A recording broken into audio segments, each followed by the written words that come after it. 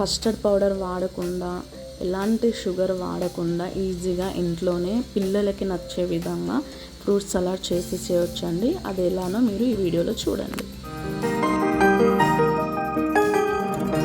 So ఇక్కడ నేను 1 cup pool makhana తీసేసుకున్నాను.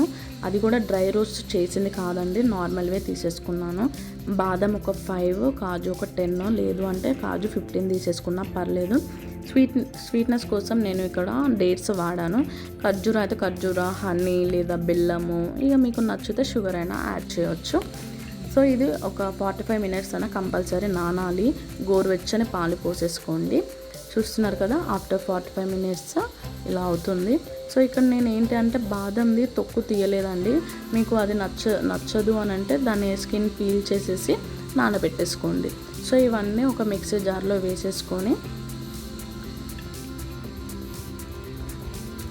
ఫ్లేవర్ కోసము కొద్దిగా వెనిలా ఎసెన్స్ లేదా మన ఇలాచీ పౌడర్ ఉంటుంది కదా, అది వేసేసుకోండి. అండ్ ఇక్కడ నేను కొద్దిగా కలర్ కోసం అనేసి మన పసుపు వేసాను. వద్దు అంటే స్కిప్ చేసేసేయండి.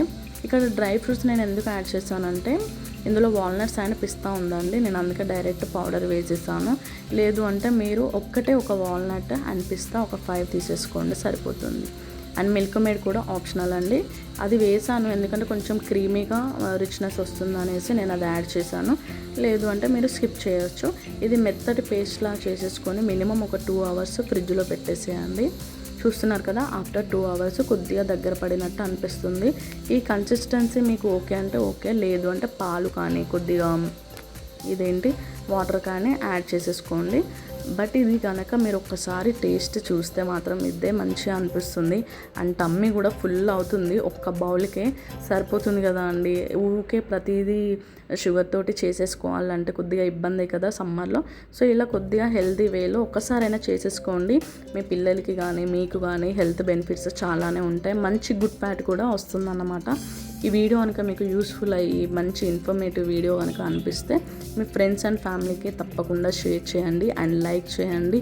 వీలైతే కమెంట్ చేయండి. ఓకేనా, బాయ్.